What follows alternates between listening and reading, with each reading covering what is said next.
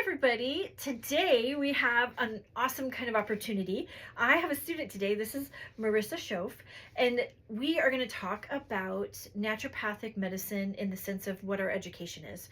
So this is going to help you because a lot of times we're trying to maneuver the question of what is a naturopathic doctor? What does a naturopathic doctor do? Where did they come from? Who are they? All of this. So let's start with probably our education. Basically, we went to an accredited university, four-year school, and have a bachelor's degree. So we have that before we enter into naturopathic school. So naturopathic school is a graduate degree, right? A doctor degree. I went to the University of Missouri and I have a chemistry degree from there. And then I have another degree from Rocky Mountain College, and that's in biology. So I actually have two undergraduate degrees. There's prerequisites for getting into naturopathic school, and that you have to take a bunch of calculus and your math credits, your English credits, all that kind of stuff. So you do have a prereq, and that's also the same for getting into medical school. You've got your four-year degree, but you also have to have met like chemistry criteria and math criteria and all these kind of things. And of course you have to have a GPA that's good, So is that what went on for you too? Okay. Mm-hmm. Where did you get your undergraduate? I went to Texas State University in San Marcos, Texas, and I studied and got a bachelor's of science in nutrition and a minor in sociology. Nice. And you're going to NUNM. Yes. Which is my alma mater. Yep. In Portland, Oregon. Yep. Yeah, and that's we have about, let's see, there's Bastyr, there's NUNM. So Bastyr's in Seattle, but then they also have a location in San Diego. Mm-hmm. And then NUNM is in Portland, Oregon. Sonora, which used to be called SCNM, that's in Phoenix? I think Tempe, Arizona. Tempe, Arizona. I could be wrong though. Yeah, Tempe, Arizona. And then there's also there's two schools up in Toronto, Canada. So these schools are approved by the U.S. Department of Higher Education, and that means that they are accredited by the same organization in federal government that accredits any university and any college, right? So state schools, colleges, all that. When you are a university, you have to be accredited, and that's the same process. So here we're going to go through actually our the comparison between our education and a medical doctor's education. The first 2 years you get accepted to this graduate program, right? The first 2 years you're going through rigorous science classes. So biochemistry, organ systems, microbiology, genetics, gosh, I can't list them all. What else am I missing?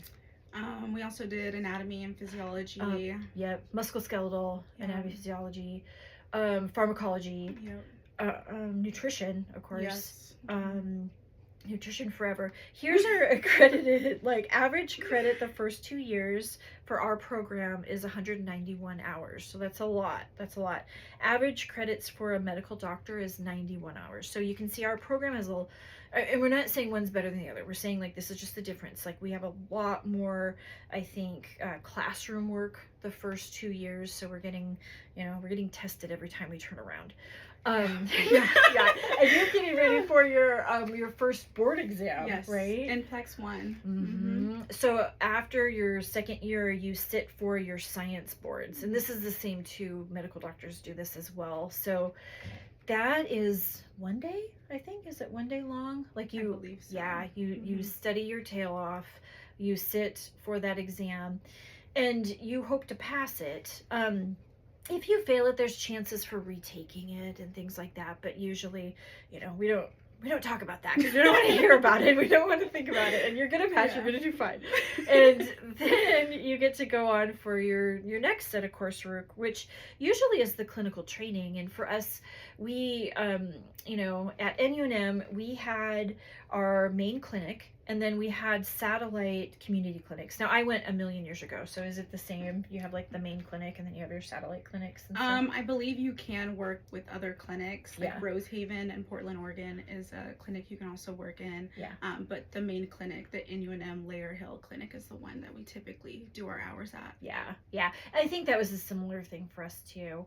I think when I was there, like Portland or NUNM provided a lot of outreach. They were partnered with a lot of, I think, community clinics. That one was called Outside In, and so it was a type of community clinic for people who were underserved and homeless and didn't have money. And so we were able to do a lot of service for people in the fact that you would, help them with infections and wound care and nutritional advice and things like that. So you got a lot of good hands-on like experience being primary care. So you're getting trained the same way that you are, training any primary care doctor. So that's part of, our education is we learn how to auscultate the heart. We learn how to do a physical exam. We learn how to do, listen to heart sounds and gut sounds. And, we have to pass all of that criteria in the same way a medical doctor does. So we know how to do an ear, nose, and throat exam. We know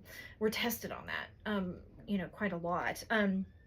So if that's still correct, like yeah, still we have OSCEs, our objective examinations. We have OSCE 1, 2, and 3. Yeah. And for you to pass the exams is when you'll end up in clinic, and you have to pass them or you will not end up in clinic. And that's where we do the objective exams, like the ear, throat exam, abdominal exam, and etc. Yeah. And so we do in our clinicals too, we do different styles of clinical. I think you're always going to do a women's health clinical. I remember doing like oncology clinical. So I studied with Dr. McAllister. So I studied with Dr. Allison McAllister, who was one of the first NDs to have a residency at the Cancer Treatment Centers of America. And so she was great to kind of work with. I remember her saying, she had to prove herself, you're an ND and you're a resident just along with everybody else. So she had to make sure she knew her biochemistry really well. So she had to overprove herself. And so she was great to work with. I don't know that she's there now, but I'm sure there's a different oncology, I'm not familiar. doctor. I haven't gone there yet. Yeah. It's just, she's not in clinicals yet. And so, minor surgery, you'll do a minor surgery clinical. We learn how to do basic like stitching up and, taking off, very basic lesions. So nothing like major surgery. It's minor surgery. Like if you needed a few stitches for something, or if you needed a mole removed or something like that, you learn kind of the idea of that. We do, rounds in derm. That usually dovetails into dermatology. Let's see, what else do we do? There's botanical medicine. There's homeopathy clinicals. That's right. Yeah. There's pediatric. Yep. So a lot of that, a lot of just primary care, like, plain Jane naturopathic medicine.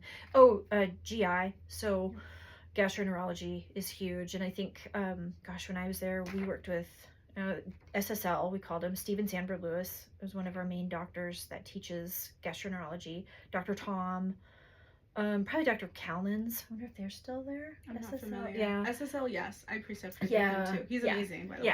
Yeah. And you guys can probably Google him. He probably has articles out there. So many books. Yeah. Lots of books. I'm trying to think.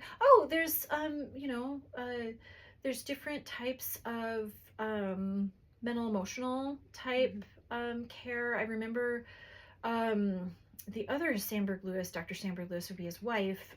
They had I think they did have a clinical round for people who had like trauma, and it was understanding PTSD in the human body. So I didn't particularly do that clinical round. I had to do something else, but it was an elective one that you could, sign up for in clinic, so you're working with people who had, trauma issues and things like that. So there's lots of variety in the clinicals, and you're kind of assigned to them, but you also have some jurisdiction over being able to, to pick whatever you want to. So you do that for a solid 2 years, and then you're still in school, you're still doing classwork as well. And then you get to the end, you pass all that stuff, and then you pass your clinicals, meaning you can do all your physical exams well, you can take a case well, you can order labs well. Oh, Lab DX, we have tons of education on that. So, and how to interpret labs and things like that.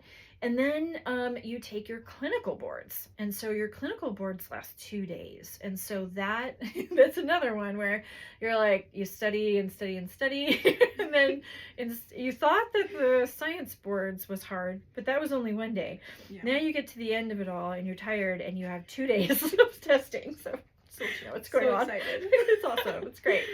So then what happens is, this is the biggest difference, I think, between naturopathic medicine and medical doctor Western medicine, is that the option of a residency. So there are residencies available for naturopathic doctors, but they're not funded by the federal government. So they're privately funded, or they're funded within the program of the school or something. So there's not many. They're very, very, very, very competitive. And so the other opportunities, though, are through associateships and like maybe other internships or partnerships in private practice, right? So that's what I did. I technically did an associateship with the IBS Treatment Center in Santa Monica.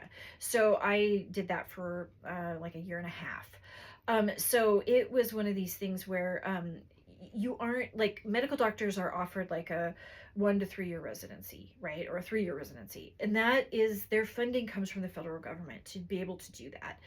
We would love that. We would love a residency for every single human being that graduates and passes their boards, right? But it's just, the money's not there in that same way, right? So the opportunities are 1 to 3 year residency, associateships or internships, in which you're kind of out on your own, but you're kind of partnered with an experienced doctor in working in that capacity. So you're probably joining that practice in some way. That's probably our biggest difference. And would we wish residencies for everybody? Absolutely. Absolutely. That would be a fantastic thing. But until we get that kind of funding, it doesn't, it's probably going to be set up this way.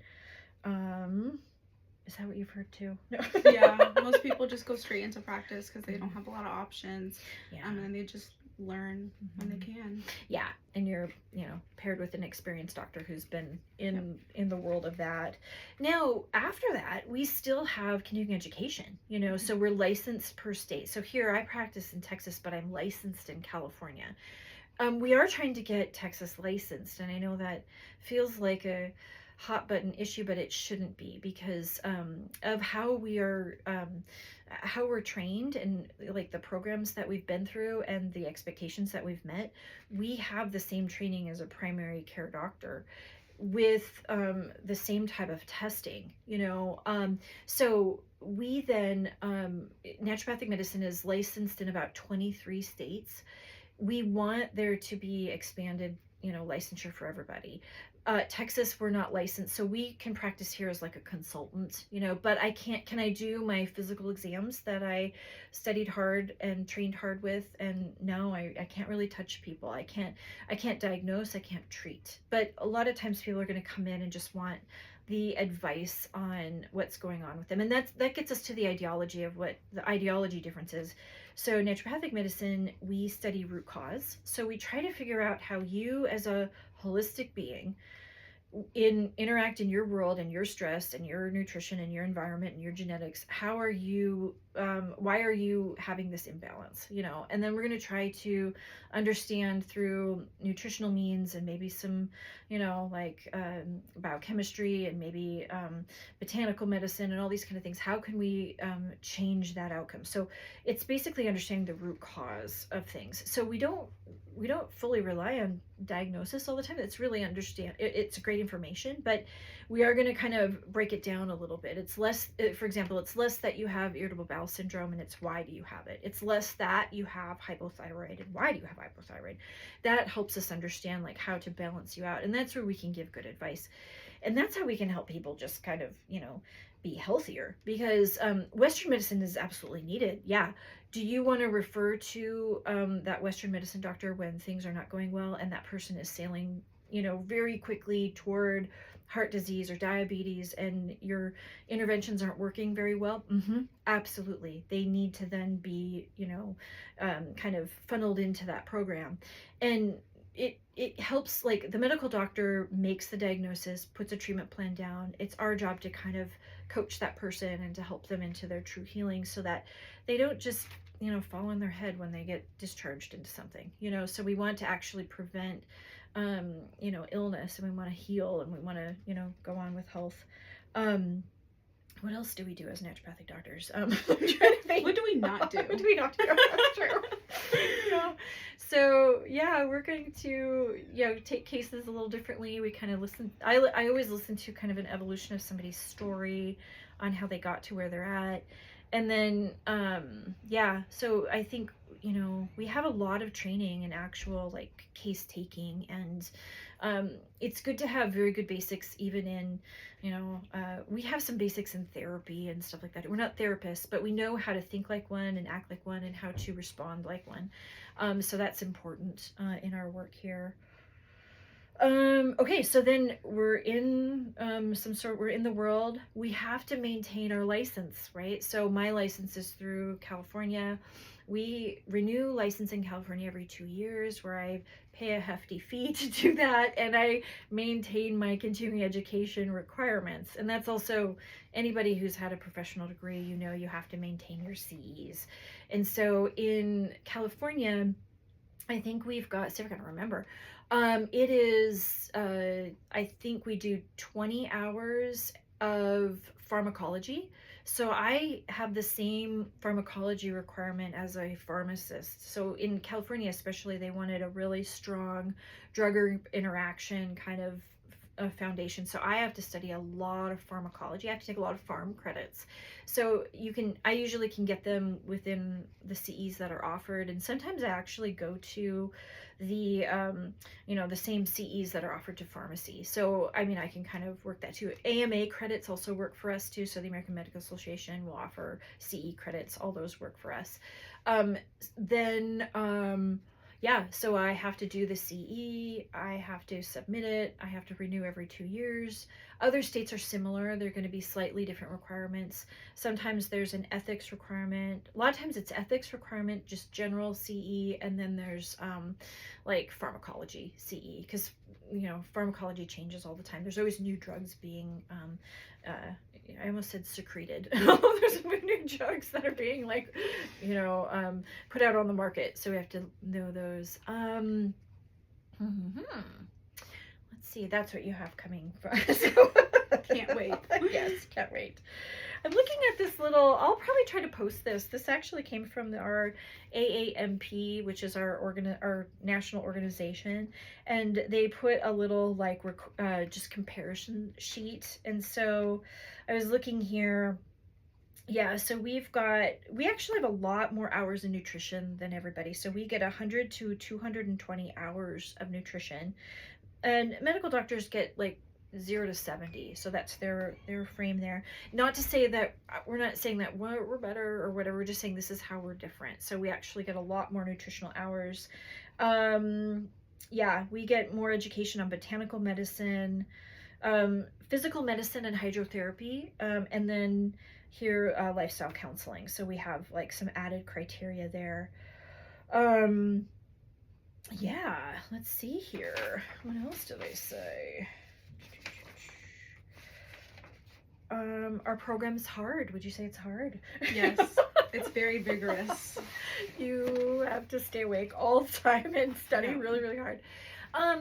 Let's talk about the difference between sometimes people will say they're a naturopathic doctor, but they haven't attended those schools that are accredited by the U.S. Department of Higher Education, and that's a hard one because they can kind of use the term but they went to a different program. So there's a lot of online programs that are good at giving ideas of nutrition and ideas of natural healing and all these very valuable ideas that actually are great. And I always think it takes a village. I think it takes all kinds of people to be committed to healing, and that's who I want to be involved with. If you are committed to healing and you have that in your heart and you really want to help people with that, awesome. Let's be on a team together. Because sometimes it's like the idea of going to a life coach versus a therapist. Maybe you can't afford therapy, like maybe it's too expensive, or you don't have it's not accessible for some reason. There's wonderful life coaches that could be out there as well. So I have friends who are wonderful life coaches that do a lot of help. It's the difference between us and our education is probably just the amount of hours and the type of testing we've been through, but also our clinical experience. So because we have years of clinical experience and we're held to the same standard as a primary care doctor, we're kind of in a different situation. So if somebody went to a online school and got the criteria, the certificate for naturopathic medicine, they didn't go through the same program. So they might be really great at giving life coaching information or nutritional coaching, and they might be great at that capacity, but we just have different levels of education. We're not saying that that person is less than. Like, that actually is like we're saying, is a very valuable program, and it's really useful, and it plays its role, and it helps people. This is just the difference in our education, right? Any other way we can describe that? I think you did a great job. Okay. So, I'm trying to think. They're also not regulated like we are, so they don't have the continuing CEs. And I'm a zillion years old now, so I can tell you, like, my the information even about methylfolate. Like, methylfolate was in its infancy when I graduated. So me doing the CEs is where I built the functional genomic analysis understanding. So I had to build that understanding after I graduated, because we get smarter, and things get updated and all this kind of thing. So you always want to be really committed to your CEs. Like, I personally usually have way more hours than I need, and I submit that to my degree. So I usually have probably, I think last time I had like close to 90 hours, and it's because I try to go to things all the time, because I'm interested in it, and it's something that I like to learn, and I like to study that. So it's pretty common to have more CEs than you need. Oh yeah, and the CEs are expensive. No, so they cost money. And so that's just to give you differences between like a traditional naturopath, what we kind of call a traditional unlicensed naturopath, and their levels of education and experience. Now, like we're saying, that they offer really good services as well, and I think would be really useful in a situation where somebody doesn't have access to an ND, or didn't have maybe like the capacity to go see an ND. If that person's in their world and doing good, then awesome. That's what we want to know, or that's what we want to kind of use, or how we want to be. Let's see here.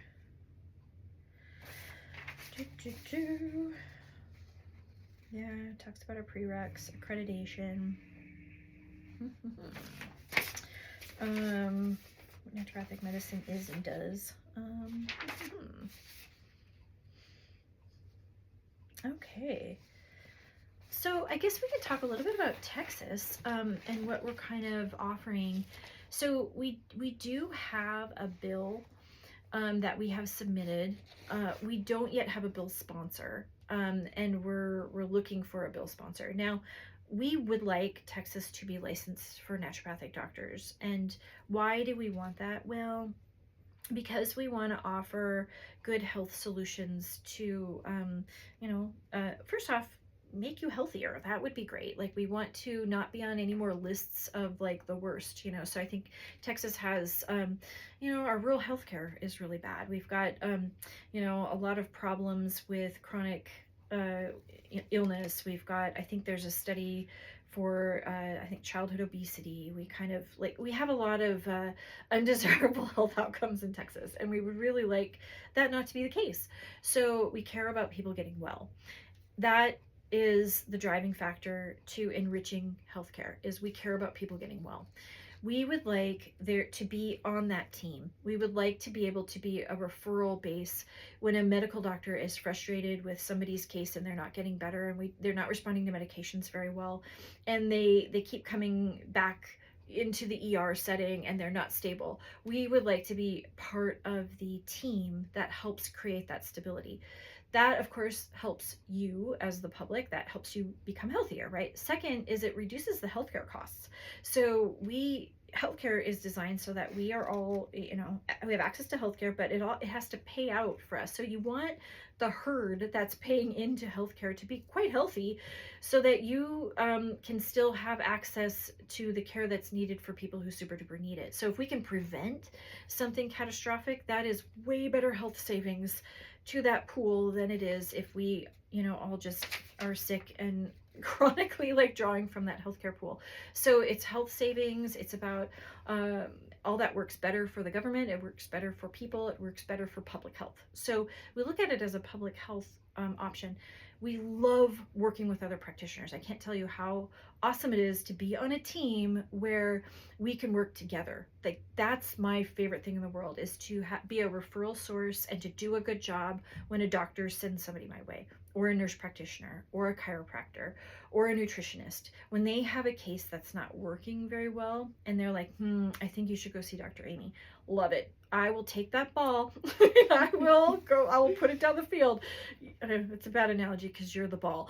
So I mean, like, I will take that case and I will do what I can, and we will work our angle on it and see what happens, right? So we're all doing our best for that public health. And that's what we want. We want there to be partnerships in that, because there's the point when I work with somebody and it's not going well and they need medication interventions, or they need to talk to their medical doctor about some more serious imaging or testing.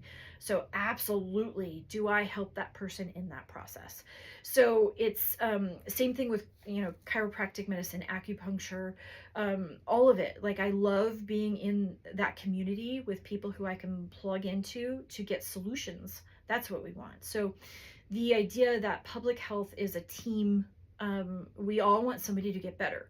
That's the heart of it. And when we all expand our scopes and can practice under the capability in which we have been trained, that's when public health benefits. So that's what we want. We want to be part of the team. And that's kind of what we're going for with naturopathic medicine in Texas.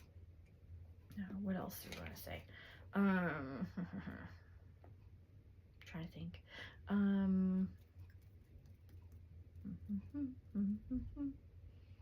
We also would like to be regulated. Please regulate us. Please tell us when we're doing something wrong. And no, like, what else? Chronic disease management. Okay, let's see if we see anything on here. Cost effective, patient empowerment. Yeah. Could have gone right. Oh yeah, cleaning statements. Okay, that sounds good. Okay. All right. Well, good.